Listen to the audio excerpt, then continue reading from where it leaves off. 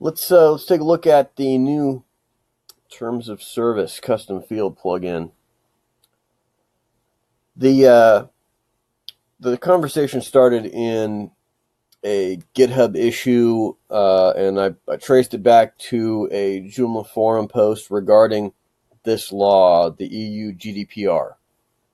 And none of my customers had come to me regarding this yet, so I was glad to have found it before them to have a solution. When they come to me, I'll be able to just hand them this solution.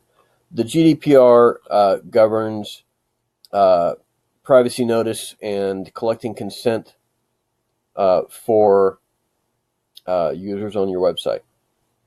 Now, this may or may not apply to you, so it's going to be up to you to review this law with your legal counsel to determine if this applies to you, and if it does, I've got a plugin here to help you comply with it. Specifically, this plugin deals with collecting consent and recording consent.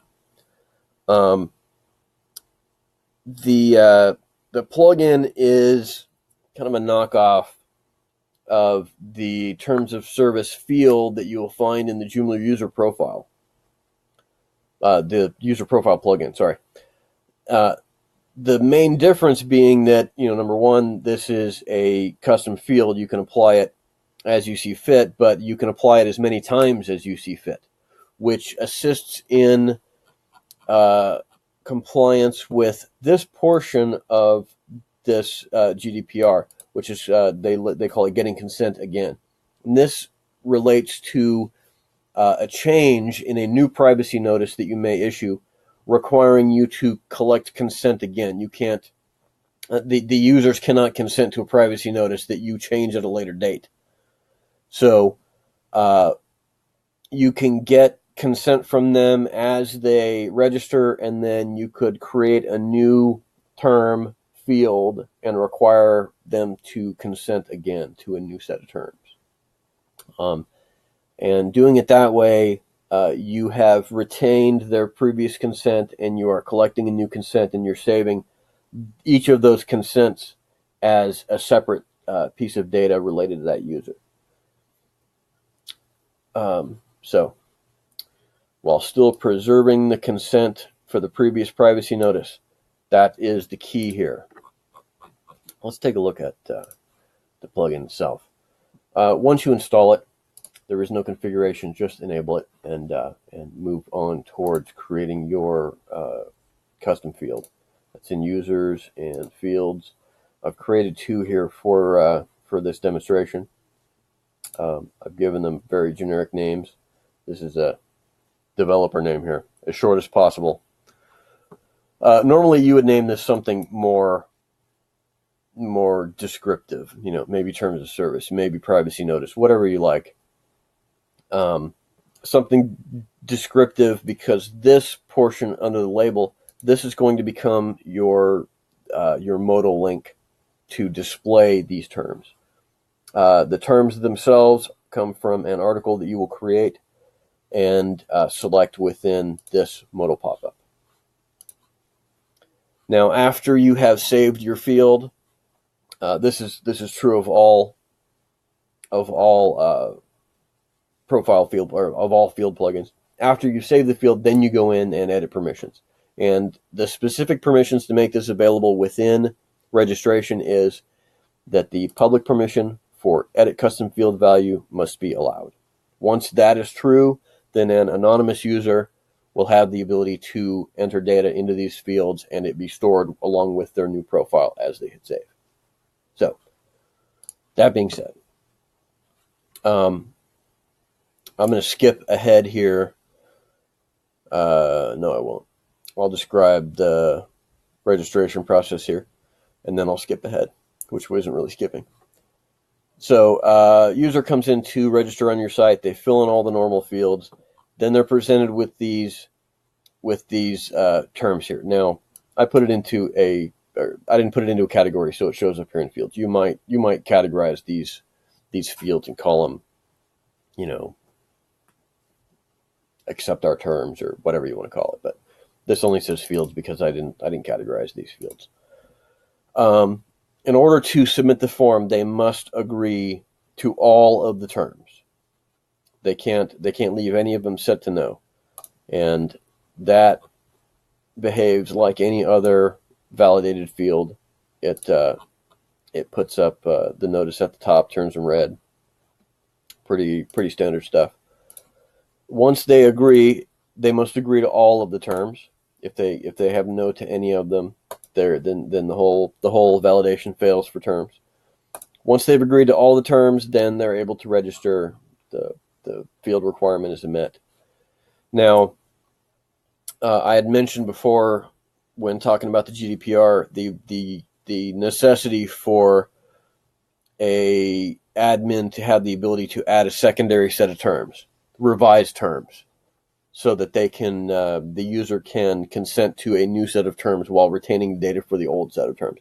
So this works also for users who are existing when you apply new terms, and I'm going to show you that right now.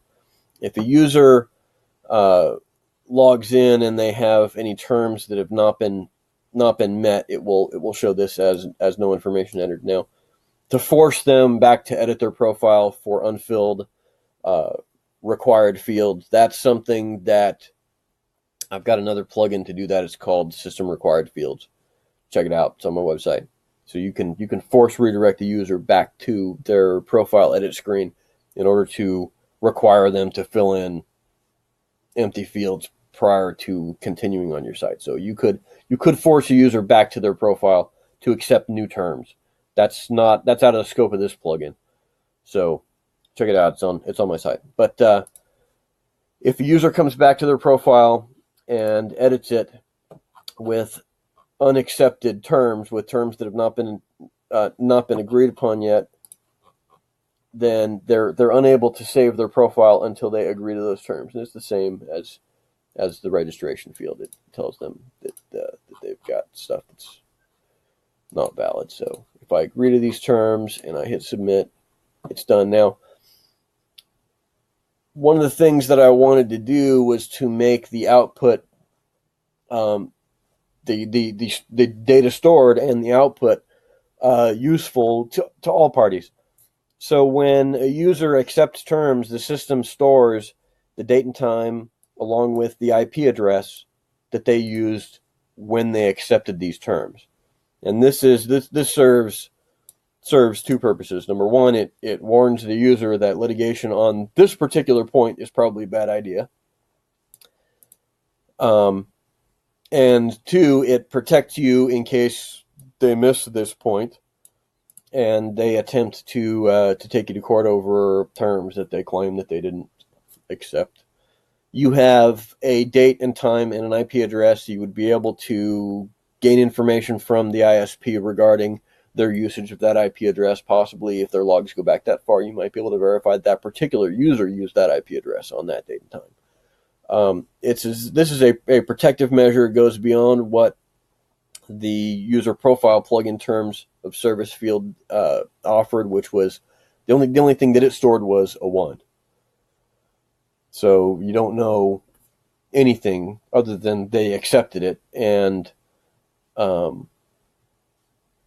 even that is ambiguous. So by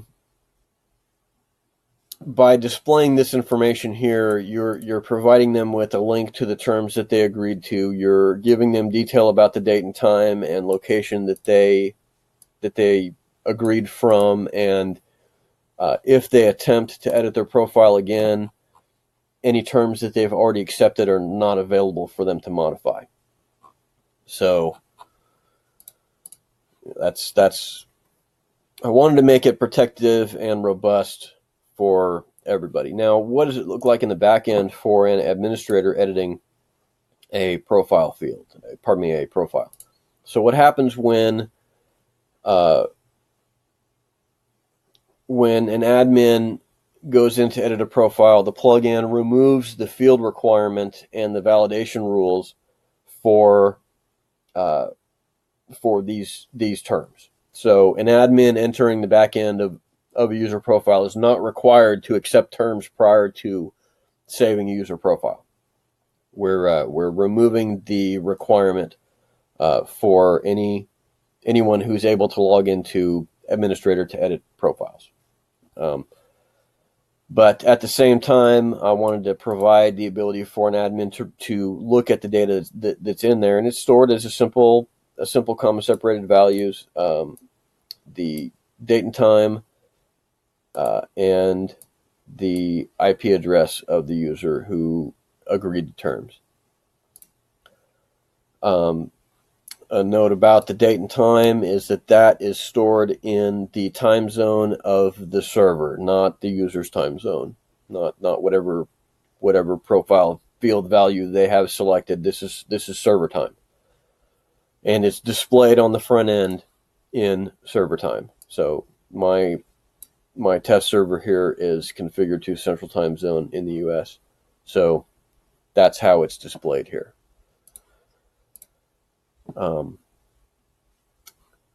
That's about it. I think that covers all the bases. Again, this was written for my customers to be able to comply. They a lot of them use my ePrivacy plugin to comply with the EU ePrivacy directive. However, that law was reinterpreted, and explicit consent was no longer required. It was implicit consent. So there's no telling how this GDPR law is going to be applied in the future. All we know now is what is in the what's in the documents itself. And this isn't even the official document. This is just a good write-up that I found.